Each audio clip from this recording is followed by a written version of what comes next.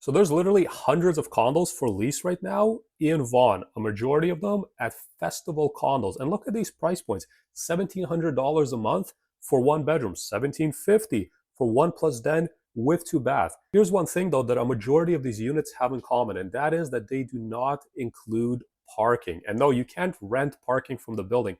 Every single parking spot belongs to a unit owner. And in new projects like festival condos, one bedroom units couldn't even get a parking space. Look, there are some units with parking, but they're all two bedrooms and the price points are different too. There's a major shortage of parking spaces in Vaughan because when they built that community, it was built around VMC subway stations. So the expectation was that residents would use the subway to commute. They wouldn't need parking.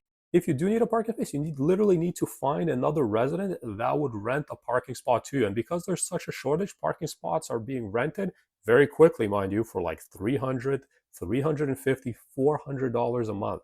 My recommendation to you is if you're looking for a condo and you have a car, you find one that already comes with a parking space. You do not rely on being able to rent that space.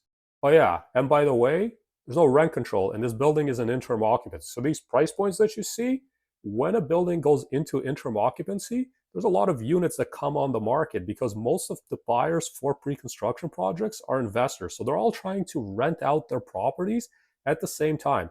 And as there's no rent control, while the price point may seem very appealing on year one, there's no limitation on how much they can increase that rent on year two. So make sure you do your due diligence and you understand this as a tenant. Rent control is not assigned specifically to buildings. And so essentially, if you're looking for rent control buildings, you should be looking for something that was built and occupied prior to November 2018. What are your thoughts about this? Hundreds of units available for lease, most without parking. Could you live in Vaughan and not have a car? Let me know below.